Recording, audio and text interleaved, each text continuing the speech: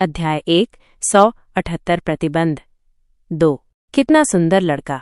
उसकी त्वचा गोरी और कोमल थी, उसकी चेहरे की विशेषताएं बेहद खूबसूरत थीं और उसमें एक कुलीन व्यक्ति की आभा थी।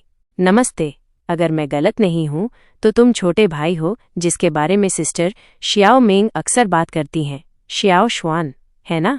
सहायक नीचे झुकी और मूर्खतापूर्ण मुस्कान के साथ ये श्वान को देखा। ये श्वान ने भी उसका अभिवादन किया। तीनों एक साथ ऊपर चले गए। जब अन्य कर्मचारियों ने ये मेंग को नीचे जाकर एक बच्चे को लाते देखा तो वे सभी देखने के लिए आ गए।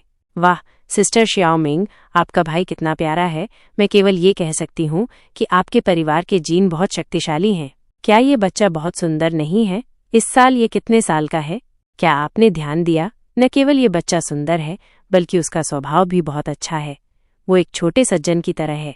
कर्मचारियों को ये श्वान बहुत पसंद आया। इस समय सहायक भी ये श्वान के बगल में आई और रहस्यमय ढंग से कहा, क्या आप जानते हैं कि मैंने आपको एक नज़र में कैसे पहचान लिया? ये सब सिस्टर शियाओ मेंग की गलती है। हर दिन वो आपकी आसमान तक प्रशंसा करती हैं। देखिए, उनके फ़ोन का वॉलपेपर सब आप ही हैं। जैसे ही सहायक बोली, उसने अपनी छठी बहन का फ़ोन खोला। उम्मीद के मुताबिक उसकी मुस्कान तुरंत वॉलपेपर पर दिखाई दी। ये श्वान को लोगों के एक समूह से घिरा हुआ देखकर ये मेंग, जो अपने भाई से बहुत प्यार करती थी, ने जल्दी से उसे अपनी बाहों में खींच लिया और दबंगई से कहा, ठीक है, जाओ और अपना काम करो। अगर तुम इतने उत्साही बने रहे तो तुम बच्चे को डरा दोगे। सिस्टर मेंग, क्या आप हमें एक नज़र नहीं डालने देंगी? सिस्टर मेंग इतनी कंजूस हैं। मैं खत्म होने के बाद इस छोटे भाई के साथ एक फोटो लूंगी। सभी अनिच्छा से चले गए। ये कहकर ये मेंग ने ये श्वान को गले लगाया और उसकी खैरियत पूछने लगी। सबसे पहले उसने उससे पूछा कि क्या उसे रास्ते में कुछ मिला। फिर उसने पूछा कि क्या वो भूखा था और क्या वो कुछ खाना या पीना चाहता था। ये श्वान ने आज्ञाकारी रूप से उत्तर दिया। तो क्या तुमने अपनी छठी बहन को याद किया? ये मेंग ने पूछा। ये श्वान ने बिना किसी हिचकिचाहट के सिर हिलाया। हाँ, मुझे सच में तुम्हारी याद आई। जब ये मेंग ने ये सुना तो वो बहुत खुश हुई। उसे ऐसा लग रहा था जैसे वो अब एक गिलास कोला हो और इतनी खुश हो कि उसमें बुलबुले उठ रहे हों। वो अब बहुत संतुष्ट थी। उसके भाई के यहाँ उसके साथ होने पर भले ही उसे 100 साल तक इंतजार करना पड़े, वो अभी भी खुश रह सकती थी और शांति से इसका सामना कर सकती थी। सहायक ने ये श्वान के लिए फलों का रस भी प्राप्त किया। भाई बहनों ने बातचीत की और सहायक समय समय पर बोलती रही। माहौल बेहद अच्छा था। अंत में प्रबंधक फैंग शियाओनान जू कुन को कार्यक्रम स्थल पर ले आई। जू कुन अंदर चला गया और कर्मचारियों और प्रॉप से भरे शूटिंग स्थल को देखा। उसने भौहें चढ़ाईं और शिकायत की, अरे यार, ये जगह ऐसी क्यों है? ये बहुत गंदी है। उसके शब्द शूटिंग के प्रभारी व्यक्ति ने स्पष्ट रूप से सुने। दूसरी पार्टी तुरंत नाखुश हो गई। उसका गंदा कहने का क्या मतलब था? ये एक इंडोर शूट था। उन आउटडोर शूट की तुलना में वातावरण बहुत बेहतर था। शूटिंग के प्रभारी व्यक्ति को भी बहुत गुस्सा आया। उसने पलटवार करते हुए कहा, क्या आप लोग थोड़े ज्यादा देर से नहीं आए? आप सभी ने हमें आपका इंतजार करवाया। दरअसल उसका कोई और मतलब नहीं था, वो सिर्फ शिकायत करना चाहता था। अप्रत्याशित रूप से जब जू कुन ने ये सुना तो वो तुरंत इसे बर्दाश्त नहीं कर सका। वह एक जली हुई फूलझड़ी की तरह फट पड़ा। ये किस तरह का रवैया है? तुम यहाँ मेरी आलोचना कर रहे हो। तुम खुद को क्या समझते हो? मैं तुम्हें बताता हूँ, अगर तुम गुस्से में हो तो मैं भी गुस्से में हूँ। क्या तुम्हारी शूटिंग टीम पागल है?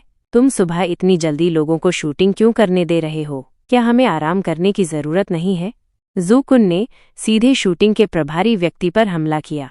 प्रभारी व्यक्ति ने उपहास करते हुए अपनी आस्तीन ऊपर उठाई और अपनी घड़ी दिखाई। समय देखो, लगभग 11 बजे हैं। क्या ये अभी भी सुबह है? हमने तब क्या तय किया था? अगर तुम नहीं कर सकते तो तुमने हाँ क्यों कहा? जब फैंग शियाओनान ने सुना कि जू कुन इतने सारे लोगों के सामने शूटिंग स्थल पर प्रभारी व्यक्ति से बहस कर रहा था तो उसने जल्दी से उसे एक तरफ खींचा और धीमी आवाज में उसे डांटा, तुम्हें क्या हो गया है? मुझे लगता है कि तुम पागल हो। क्या तुम्हें नहीं दिख रहा कि यहाँ कितने लोग हैं? इतना दिखावा मत करो वरना तुम गड़बड़ हो जाओगे। उस समय कोई तुम्हें बचा नहीं पाएगा। जू कुन ने फैंग शियाओनान का हाथ पकड़ा और उसे जोर से हिलाया। उसने जोर से कहा, सिस्टर नान, मैं अब बहुत लोकप्रिय हूँ और मेरे बहुत सारे प्रशंसक हैं। इसके अलावा मैं बस हुआई एंटरटेनमेंट के साथ एक अनुबंध पर हस्ताक्षर करने ही वाला हूँ। जब तक मैं चीन की शीर्ष 3 कंपनियों में से एक के साथ हस्ताक्षर नहीं कर लेता, मेरा मूल्य आसमान छू जाएगा। इसके बारे में सोचो, हमें बिल्कुल भी चिंता करने की जरूरत नहीं है। बस देखो, मैं मनोरंजन उद्योग में एक नया सितारा हूँ। सिस्टर नान, अगर तुम मेरा साथ दोगी तो तुम एक अच्छा जीवन जियोगी। फेंग शियाओनान जू कुन से पागल होने वाली थी। उसे इतनी अंधी आत्मविश्वास किसने दिया? इस तथ्य को छोड़ दें कि उसने अभी तक अनुबंध पर हस्ताक्षर नहीं किए थे, भले ही उसने कर दिया हो, क्या कंपनी अनुबंध समाप्त नहीं कर सकती थी? अगर मनोरंजन उद्योग में जीवित रहना है तो कोई केवल इस पर भरोसा नहीं कर सकता। फेंग शियाओनान ने जू कुन को घूरा और उसे चेतावनी दी, मेरे शब्द याद रखना। अब से अपने गुस्से पर काबू रखो। मैं बाकी सब चीजों में तुम्हारी बात सुनूंगी, लेकिन तुम्हें अब इस तरह झगड़ने की अनुमति नहीं है, समझे? इस समय लिंगलिंग ब्यूटी की महाप्रबंधक सुली बाहर निकली। जब उन्होंने देखा कि जू कुन पहले ही पहुंच चुका है तो उन्होंने आखिरकार राहत की सांस ली। उन्होंने एक कर्मचारी को बुलाया और निर्देश दिया, जल्दी करो और एक मेकअप आर्टिस्ट ढूंढो। पुरुष लीड का कुछ साधारण मेकअप करो और हम शूटिंग शुरू कर सकते हैं। उन्हें पहले ही कुछ घंटे देर हो चुकी थी। अब उन्हें जल्दी करनी होगी और इसे जल्द से जल्द खत्म करना होगा। सभी लोग शूटिंग के लिए तैयार हो जाओ। फैन ली ने शूटिंग स्थल से आवाज लगाई। सभी शूटिंग की स्थिति में आ गए और काम करना शुरू कर दिया। कहानी जारी रहेगी।